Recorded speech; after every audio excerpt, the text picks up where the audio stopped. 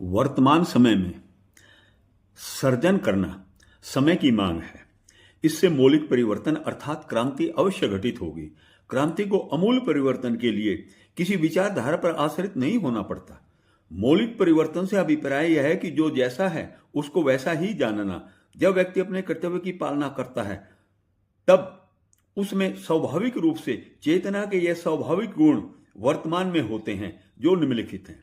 इच्छा, लक्ष्य, एकता व संघर्ष।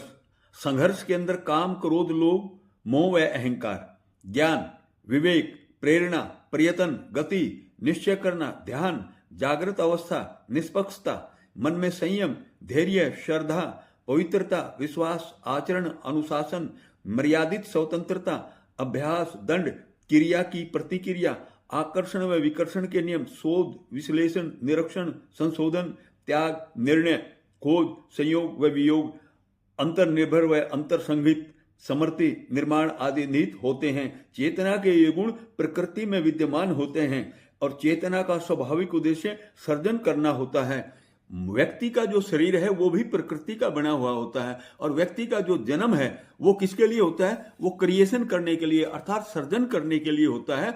इसलिए सर्जन करने का जो ज्ञान व्यक्ति को चाहिए वो परमपिता परमात्मा ने व्यक्ति को स्वाभाविक रूप से उसको दे रखा है। सर्जन करते समय भाव के द्वारा प्रकृति से क्रय और विक्रय इच्छा के अनुसार निर्धारित होता है। इच्छा सोच को सक्रिय करती है, सोच के अनुसार भाव सक्रिय होता है, भाव आकर्षण में विकर्षण के नियम को सक्रिय करता है। इस प्रकार यह नियम आपके जीवन की प्रत्येक इच्छा को मूर्त रूप देता है। यह नियम सर्वशक्तिमान होने के कारण आपके भावों के द्वारा आपकी इच्छा की पूर्ति करता है। संपूर्ण सृष्टि भाव जगत है। इस नियम पर कर्तव्य की पालना करने का संपूर्ण तंत्र निर्भर करता है। यह नियम सर्वशक्तिमान होने के कारण आपके भावों के द्वारा आपकी इच्छा की पूर्ति करता है। संपूर्ण सृष्टि भाव जगत है। इस नियम पर कर्तव्य की पालना करने का संपूर्ण तंत्र निर्भर करता है। सर्जन करना चरित्र पर निर्भर करता है, चरित्र पर भाव निर्भर करता है। जिस व्यक्ति का चरित्र जितना महान होगा उस व्यक्ति का भाव भी उतना ही महान व गतिवान होगा। इससे उसकी भाव द्वारा प्रकृति से क्रय शक्ति भी मन चाहिए होगी।